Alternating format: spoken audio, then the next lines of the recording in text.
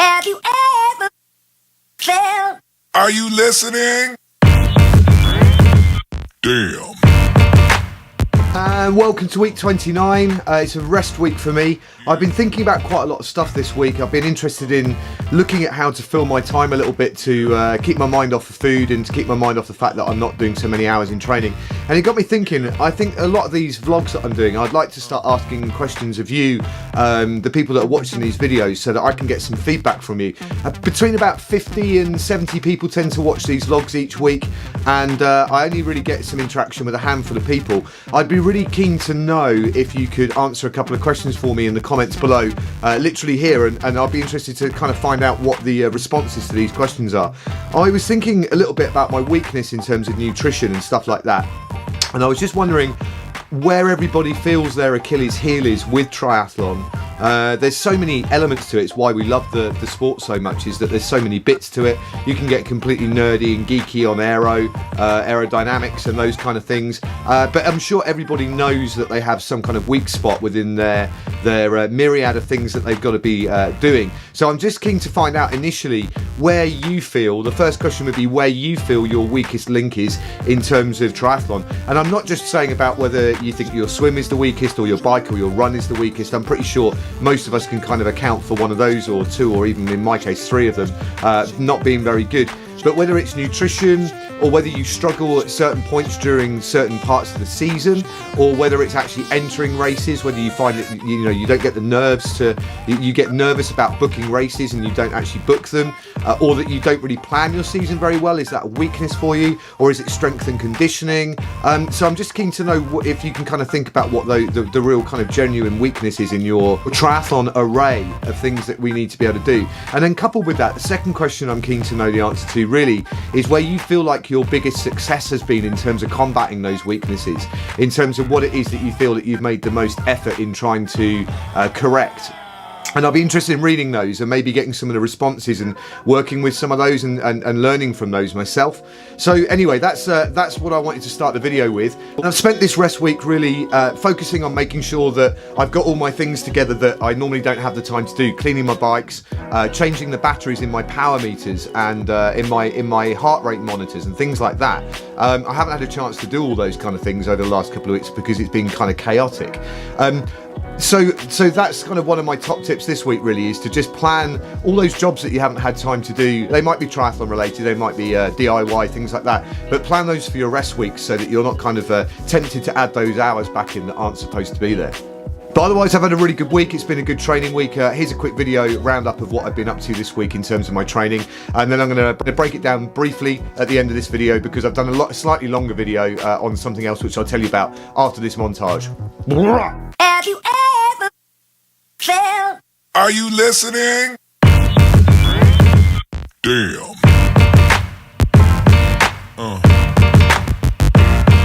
Yeah.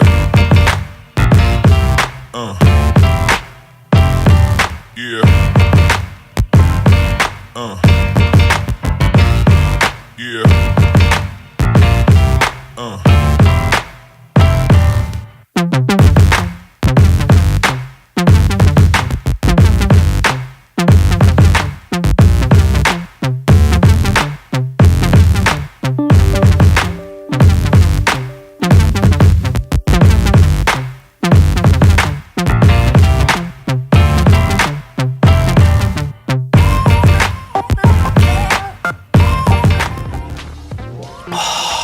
It's cold in here today. The weather has gone really, really poor. It was a nice crisp cold day yesterday, and today it's wet and rainy and just really crap. I hate this kind of weather. Give me 0 degrees and clear and sunny any day of the week over 10 degrees and rainy and grey. Anyway, what have I done this week? I've done about 6 hours of training, so reduced that down from the usual kind of 9-10 hours that I've been doing in my intensive weeks. So down to about 6 hours of training.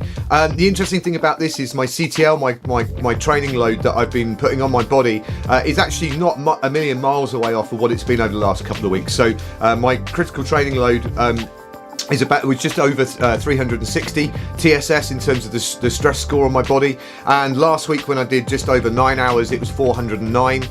TSS, and the week before when I did just over 8.25 hours, it was 335. So actually the last 3 weeks have been just the same sort of amount of stress on my body, but just less hours, which is obviously the best thing. I don't feel as fatigued as I have done in the last couple of weeks. The swim stuff was okay. I did my CSS test. A little bit disappointed in my time. It wasn't any faster. In fact, it was a second slower than I'd previously got in my CSS, but I'm not overly worried about it because I have felt pretty tired this week because it's been mayhem with this. Last night was my 4th night on the bounce of being out late in terms of doing work dues to do with university and things like that, and going to see friends. And I am pretty tired this week, so I'm not overly worried about my CSS time. It's just an interesting marker that I haven't gotten any faster. One of the swim sessions that I did, the coached master sessions that I did with the club, I swam really well, really strongly. I swam 10 100s at the pace that I need to be doing to get my target goal for my 800 in June. So that's good. Bike stuff's been fine. I did my FTP ramp test, and that actually was slightly lower than it usually is. But then I actually changed the protocol for warming up my turbo to something a little bit more rigorous. So I could put it down to that, or I could put it down to the fact that my bike legs just aren't there at the minute. But that's okay.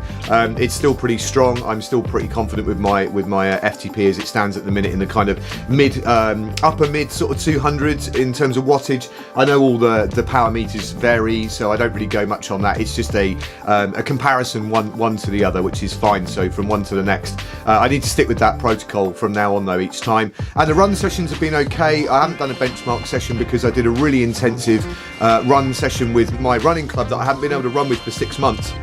I managed to get out to run with Clevedon AC, which was fab fun. I managed to do 8 400s with a 200 metre jog, and I managed to get the last of those 800s down to 130, which I'm dead chuffed with. So it means the speed's kind of there. I just got to build the endurance in. So those things are all good. It's been a good recovery week. I've thoroughly enjoyed it. So whilst I've tried to keep that brief in terms of what I've done this week, I've actually done a slightly longer video, which I'm going to post on Tuesday this week coming, and it's a look at how much my body weight moves or changes in terms of the amount I sweat during a turbo session. I thought I'd do a little scientific / non-scientific test, and I've put that video together and I'll put that live on Tuesday. So yeah, please do have a look at those questions that I've asked in terms of your weaknesses, and you're combating your weaknesses, and do respond below. I'd be really interested to know that. Please do hit the like button and the subscribe button. It'd be really good if I could get a few more of you out of those 50 to 70 people that aren't subscribed to subscribe to the channel. If I get loads more people subscribing to the channel, I'll do more kind of stupid, really unscientific scientific videos